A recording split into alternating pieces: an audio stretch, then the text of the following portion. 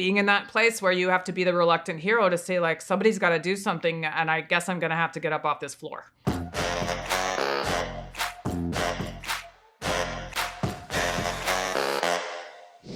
So the series, it asks a quiet question about connection and what happens when we lose those differences.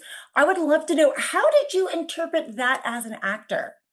You know, Vince doesn't write in themes, and I try not to approach the work in themes. So it's like the larger philosophical takeaways. Carol is in a place where she doesn't have time or the luxury to be reflective about the philosophical nature of what she's going through. So I try to leave the questions it raises and the answers you might supply to the audience, which is one of the most fun things about doing Vince's work, is he assumes the intelligence of his audience to like be ready to talk about it and discuss it and have multiple interpretations of it.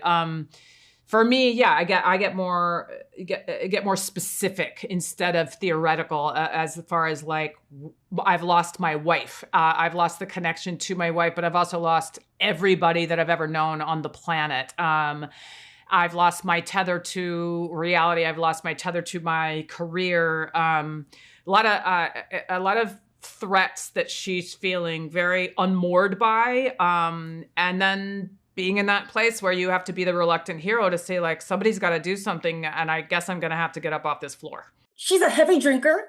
She's a realist, but she's a romantic all at once, you know.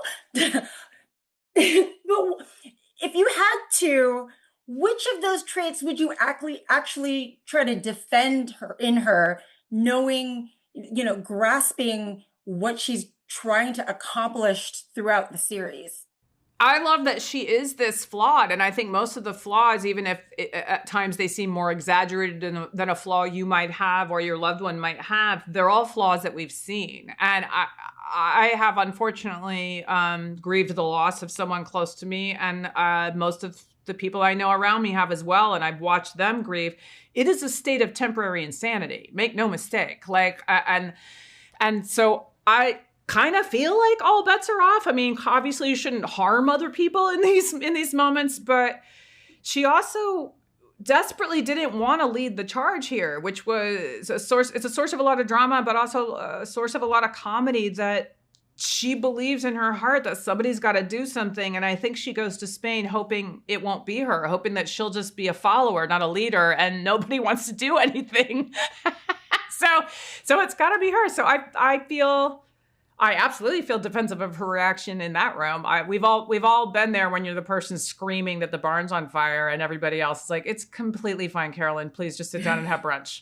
There is sort of this cinematic stillness in parts of the episodes. There's even an episode where I think you're the only person in it. So I'm wondering, what was that quiet energy part of the approach, in filming those scenes where you're mostly just on your own? Right. Well, I mean, if you turn the cameras around, I am with like 300 plus people making the scenes, but yeah, you do. It takes it presents other challenges, because as actors, like, you're constantly trained that the best scene is about your scene partner. Your objective should be placed in your scene partner. You should be listening and reacting to your scene partner.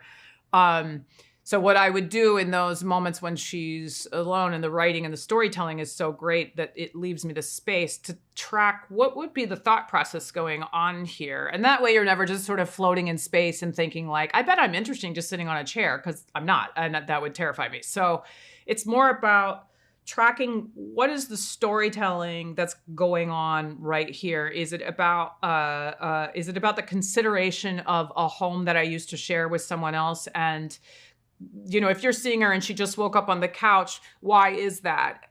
Probably because, and I would supply the reason of like, I bet she's not ready to sleep in the bed that her wife used to sleep in yet.